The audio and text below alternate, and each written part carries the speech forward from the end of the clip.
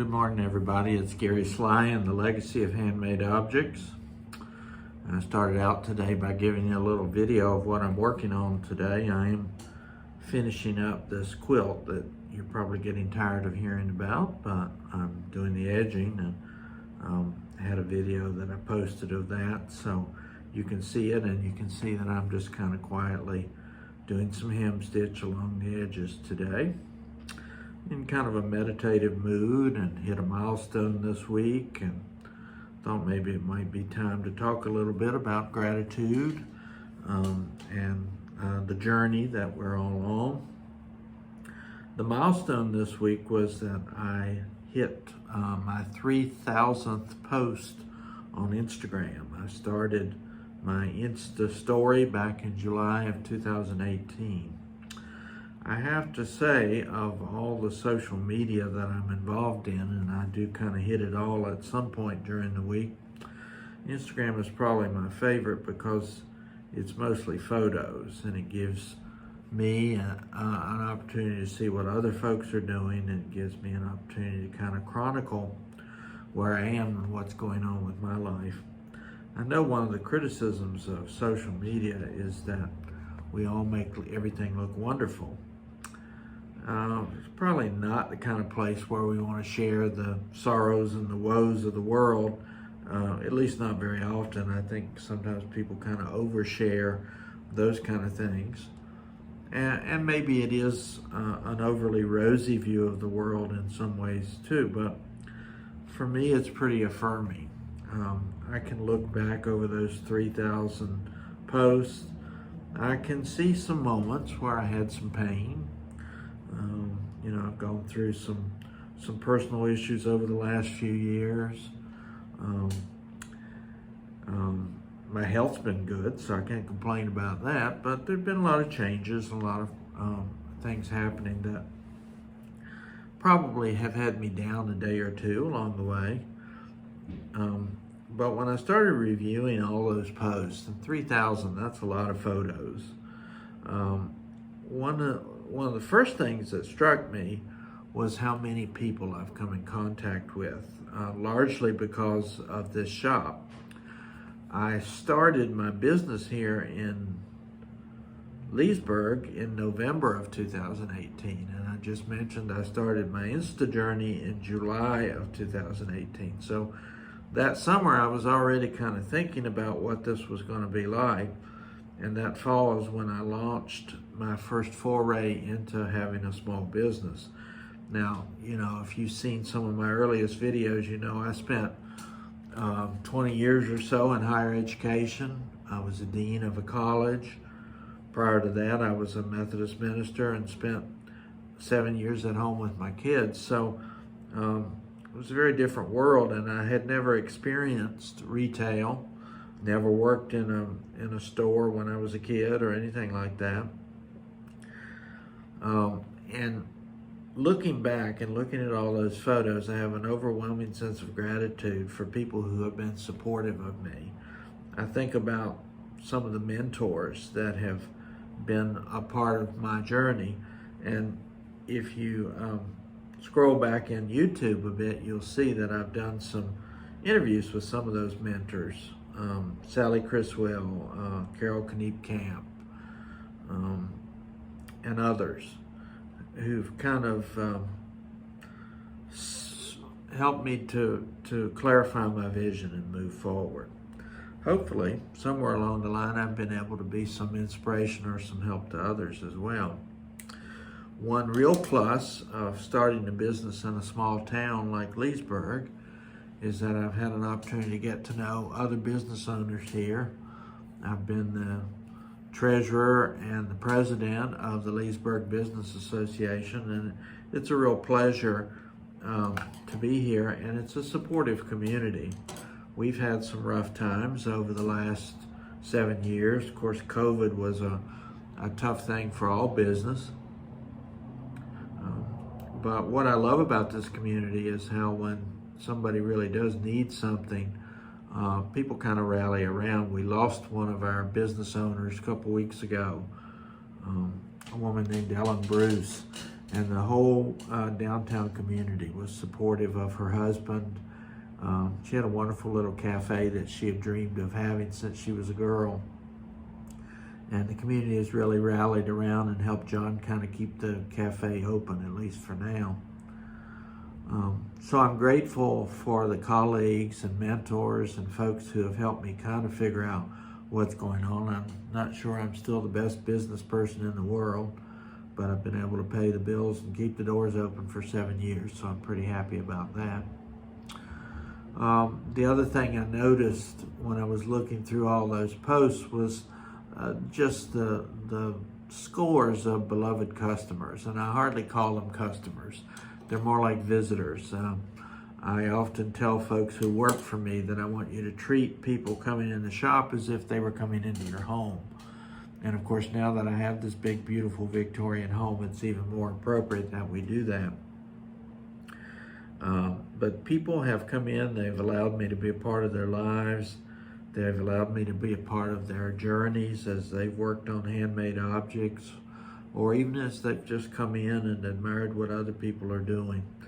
We're not always in a place in our lives when we can create, but I hope that whenever that's possible, we find a way to do that. That's the whole point of this YouTube channel, is the legacy of handmade objects and the idea that this brings us comfort and support. Looking back, I see all the different family photos of my kids and all the opportunities we've had to do travel. Been to some wonderful places in the world, and even in the last 8 years since I started the Instagram journey, I've been able to chronicle some of those wonderful trips. Last February, I was in Norway and Holland. Just a month or so ago, I was at the Hot Air Balloon Festival out in Albuquerque. So travel is certainly wonderful too, but it's people that really have made the difference for me. And of course, the shop has exposed me to all kinds of wonderful fiber art and handmade objects, and I love that. And what Instagram has allowed me to do is kind of chronicle not only what I'm working on, which is always a lot of fun for me to look back on, but also to see what other people are doing. If you take a look through my posts on Instagram or even on other social media, you see that I often take pictures of people's hands. And whatever work they're doing with their hands is the focus of those photographs. Sometimes we get self-conscious when people take pictures of our faces. I could never have imagined that I would do videos where my face was prominent as it is on here, and probably that's not always such a great thing, but for me, it's those hands and the thousands of hands that have sat here in the shop, or who have come to my retreats, or who have sent me pictures of the wonderful projects and objects that they're working on. What we do truly is a legacy, and you'll see many times as I talk on here and as I've experienced things on social media that I work on legacy projects. I like the idea that Claire Hunter shared in her book, that when somebody works on a piece, their essence is there, their actual DNA is present on the fabric or the threads or whatever it is they're working on. I guess the main thing that looking back and thinking about this journey has done is it really has helped me to clarify for myself the meditative and qualitative value of working with my hands. I shared with you Craft Psychology, which is a wonderful book that has influenced me a great deal in my conversations with people about how to move forward. I've identified in my own life history times when stitching has really brought me back to a more realistic view of the world. I was watching a program on television. I don't watch a lot of television, but I do stitch in the evening and watch television. Somebody on there was talking about distancing themselves from things that that create harm. That is, not necessarily watching television shows that are disturbing, withdrawing from the news and the 24-hour cycle of crazy that seems to be around us in the world.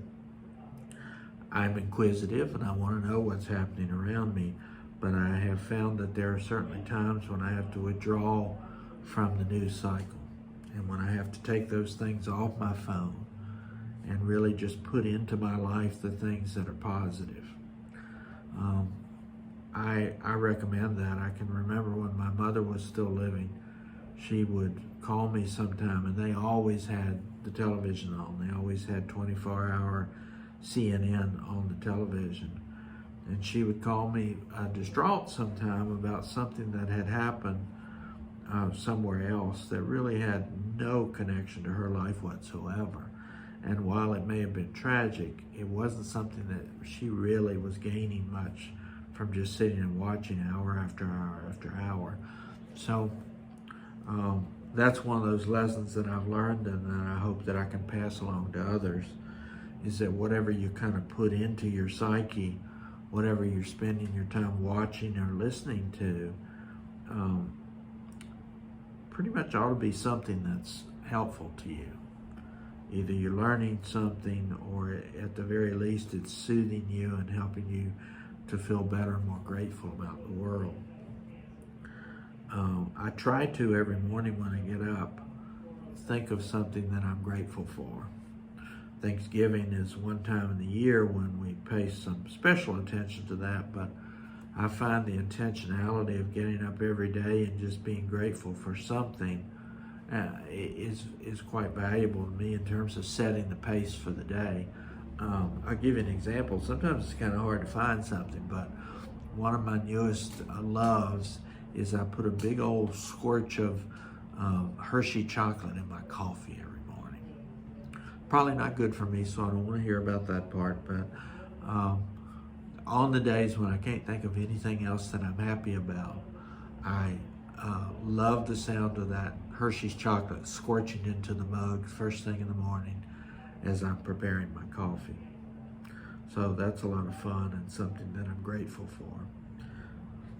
So I guess my suggestion for you, as I'm kind of sitting here meditating and stitching today, is to look around you and try to find things that bring you comfort and bring you peace. You know, physical ailments sometimes take away from our life's quality. We're not feeling well, or we have pain that doesn't go away.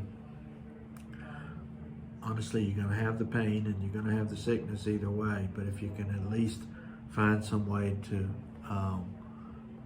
put a moment of happiness or joy or contentment into your life, that's going to make that better. So I'm just going to kind of keep on stitching here a little bit more. I am really loving finishing this piece up. The final thing I wanted to say, I did post the video that's at the beginning of this broadcast today broadly across my social media, and I got a couple people either telling me how I should be doing it differently, or basically kind of criticizing the fact that my work was not perfect. It doesn't bother me in the least. What I have learned at this point in my life is that whatever project I'm going to be doing is going to satisfy me. It does not have to be perfect. My stitches don't have to line up in a row in such a way that somebody else could critique them and find them to be wonderful. I'm not perfect. I don't need to be perfect, and my work does not need to be perfect. So be kind to yourself when you're working on things. Enjoy them. Be intentional about that, and don't worry about how they look. Perfectionism is a hard standard to me. So I'm going to head on back here and finish up this border, and then I'm going to put a sleeve on the back of my quilt, and it's going to be ready to go off to the state fair. I hope that your finding a way to manage to get through the holidays. If the holidays are difficult for you this year, I hope you'll find some moments of joy and contentment in the midst of them. As always, this is Gary Sly and the Legacy of Handmade Objects.